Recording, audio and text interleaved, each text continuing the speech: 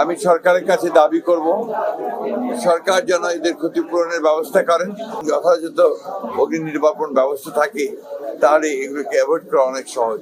ঢাকা শহরে আপনার অনেক বস্তি আছে, তার মধ্যে করেল বস্তিটা সবচেয়ে বড় বস্তি। এখানে কয়েক হাজার মানুষ বসবাস করে এবং সব দরিদ্র নিঃস্ব মানুষ।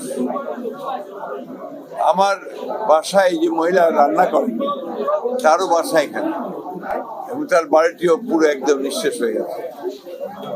এটা আপনার এই দরিদ্র মানুষগুলোর জন্য একটা চরম আঘাত।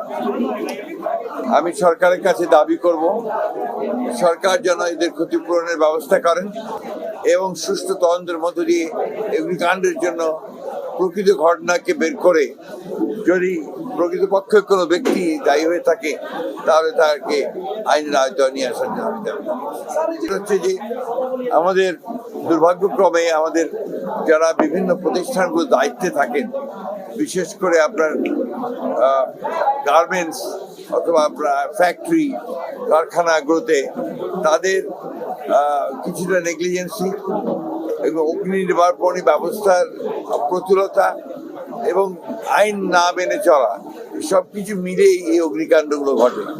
সেই ক্ষেত্রে আমার মনে হয় যে সত্যিকার অর্থেই যদি আইনের প্রয়োগ হয় এবং যথাযথ অগ্নি নির্বাপন ব্যবস্থা থাকে, তাহলে এগুলোকে অ্যাভয়েড করা অনেক সহজ। আমি মনে করি বাউলদের উপর হামলা এটা একটা ন্যাক্কারজনক ঘটনা।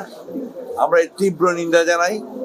এটা ডেফিনেটলি বাংলাদেশের যে আবহমানের যে সংস্কৃতি, গ্রামীণ বাংলা সংস্কৃতি, আমাদের এই বাউল যারা, তারা বাংলাদেশের অর্থনীতিতে মাঠে ঘাটে প্রান্তরে এই বাউল গান গেয়ে বেড়ায়।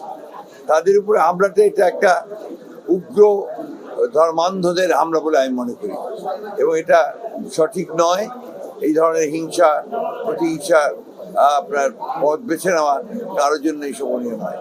আমরা অবশ্যই এটার আপনার সুষ্ঠু তদন্ত দাবি করি এবং নিরসন দাবি করি।